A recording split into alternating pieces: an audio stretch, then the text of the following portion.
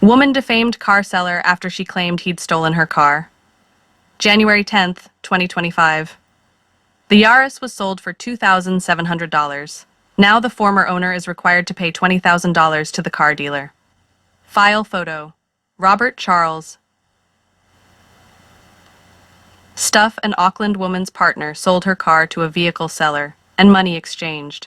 But the woman decided she needed the car, and social media comments were made that the vehicle seller had stolen the Toyota Yaris. She's now been found to have defamed car dealer John Murphy from Cornwall Motor Co. and has been ordered to pay $20,000 in damages. The defamation claim centered around the sale of a 2009 Toyota Yaris. On May 18, 2023, Jin Zhen, Jasmine, Kai's partner, Mr. Zheng, sold the vehicle to Cornwall Motor Co. for $2,700. Justice Jane Anderson set out the details in a recently released judgment. Cornwall Motor Co.'s Facebook page then advertised the Yaris for sale. But later that day, when Zheng told Kai he'd sold the car, she said she still needed it and instructed him to get it back. At 4:52 p.m., Zheng texted Murphy and said their new car was not available for some weeks. Kai was the registered owner and they wanted it back. Murphy replied saying the car had already been committed and he would not be making a refund. Justice Jane Anderson found the woman had defamed the car dealer. Text messages were exchanged over the course of that evening, where Murphy maintained his position. Zheng said they would report the car as stolen and to the police. "I will expose your dirty practice to the media and your professional network," Zheng said, to which Murphy responded, "Do what you must." Meanwhile, Kai contacted Murphy stating she had not agreed to sell the car and asked for it back. At 6:36 p.m., Kai called the police 105 number and reported the vehicle stolen.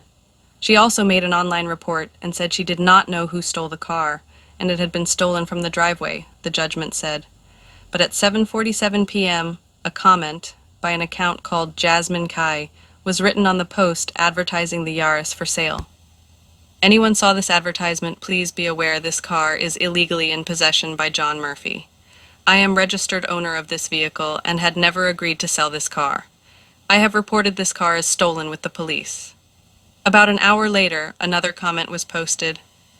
"This car has been reported as stolen by John Murphy and will be towed away immediately at your expense." The very next day, Kai and Zheng turned up to Cornwall Motor Co. with a tow truck. Zheng loudly asked Murphy in Kai's presence whether he had seen our media coverage. The police were called. Kai and Zheng left without the Yaris, the judgment said. On May 26th, Murphy filed and served the statement of claim in the defamation proceeding. The comments on Facebook were removed later that day. Kai then told police the car was not stolen and she had sold it to the car yard. In the civil case proceedings, Murphy alleged he suffered serious damage to his reputation as a consequence to the comments carrying mentality he was a criminal who stole the car. As a car dealer, Murphy said the allegations of theft were particularly damaging, as people would not purchase from him if was suspected of dealing stolen vehicles. But Kai said she did not make, nor ask anyone else to make, the statements. And she said the statements were not defamatory, as they merely indicated there was a dispute about the ownership. Justice Anderson found that someone casually reading the Facebook posts would take from the comments that Murphy had stolen the car. It conveys that it has been ascertained that not only is the vehicle in Mr. Murphy's possession illegally, but that it is Mr. Murphy who has stolen the vehicle. For an ordinary reasonable reader, that would also make Mr. Murphy a criminal. The judge also found that Kai was involved in posting the comments on Facebook. "I am satisfied that Ms. Kai at the least authorized and/or encouraged the posts to be made, whether or not she posted them herself."